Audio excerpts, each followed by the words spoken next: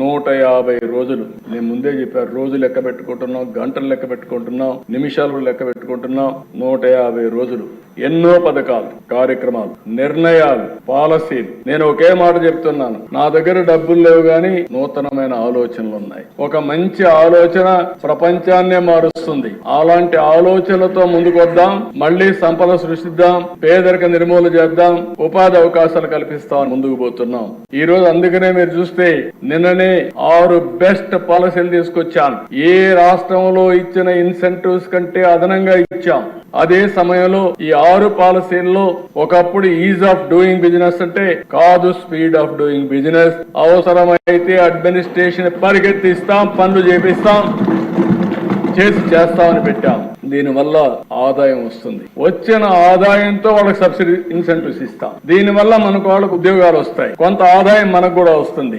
ఆదాయంతో సంక్షేమ కార్యక్రమాలు చేసే పరిస్థితి వస్తుందని చెప్పి కూడా నేను మీకు తెలియజేస్తున్నా. 5 సంతకాలు పెట్టాను. ఫస్ట్ డే ఒక రెవల్యూషన్ నిర్ణయాలు చేశాం. పేదల సేవలో దిశ 64,50,000 మంది దగ్గర 1వ తారీఖునే పింఛన్లు ఇస్తున్నాం. అదే సమయంలో 1వ తారీఖునే జీతాలు ఇస్తున్నాం. ఇప్పుడు 4 నెలల నుంచి ఎక్కడ కూడా మొదటి తారీఖున జీతాలు ఇవ్వలేదని గాని, పెన్షన్ ఇవ్వలేదని గాని ఎక్కడ ఒక ఫిర్యాదు లేకుండా చేస్తున్నాం. 4,000, 6,000, 10,000, 15,000 4 స్లాబుల కింద హ్యూమన్ యాంగిల్ లో సంవత్సరానికి 33,000 కోట్ల రూపాయలు పింఛన్లు ఇచ్చే ఏకైక రాష్ట్రం భారతదేశంలో ఆంధ్రప్రదేశ్ రాష్ట్రం. ధనిక రాష్ట్రాలు ఉన్నాయి, ఇంత ఇవ్వడం లేదు. మనలో సగం కూడా ఇవ్వడం లేదు.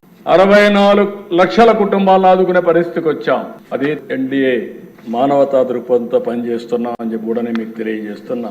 అన్నా క్యాంటీన్ కూడా నాశనం చేశాను. అంటే పేదవాడికి మధ్యాహ్నం భోజనం తింటే ఉదయం ఇంటికాడ ఇబ్బందుల్లో ఉండి బయట వచ్చేస్తే కడాన అన్నా క్యాంటీన్ పోతే 5 రూపాయలు బ్రేక్ఫాస్ట్ వస్తే, ఇలాంటివి కూడా నాశనం చేసే పరిస్థితి వస్తే ఈ రోజు 200కు పైన పెట్టారు. ప్రతి ఒక్క నియోజకవర్గానికి కనీసం ఒక అన్నా క్యాంటీన్ పెట్టే బాధ్యత ఈ ప్రభుత్వం తీసుకుంటాం. పేదవాళ్లకు అన్నం పెట్టే కార్యక్రమానికి ఎక్కడ కూడా అంతరాయం ఉండదని చెప్పి కూడా నేను మీకు తెలియజేస్తున్నా. ఇంకో పక్కన దిశ కొత్త మద్యం పాలసీ, ఇక్కడ కూడా చాలా స్పష్టంగా చెప్తున్నా. ఇసుక పాలసీ తీసుకొచ్చాం. అందరినీ కూడా విజ్ఞప్తి చేస్తున్నా, మీ నియోజకవర్గాల్లో మీరు ఈ పాలసీల్ని సమర్థవంతంగా అమలయ్యే బాధ్యత శాసనసభ్యులు కూడా తీసుకోవాల్సిన అవసరం ఉంది. వైఎస్ఆర్ కాంగ్రెస్ పార్టీ అయితే దీన్ని కూడా సెపటైజ్ చేయాలని చూస్తారు, ఎన్ని విధాల అడ్డంకులు క్రియేట్ చేయాలని చూస్తారు. కానీ ఇక్కడ మాత్రం నో టాలరెన్స్. ఆ విషయంలో చాలా స్పష్టంగా ఈ ప్రభుత్వం ఉన్నాం. ఇలాంటి విషయాల్లో మాత్రం మనం అందరం కూడా ప్రజల మనోభావాల ప్రకారం పనిచేయాల్సిన అవసరం ఉంది.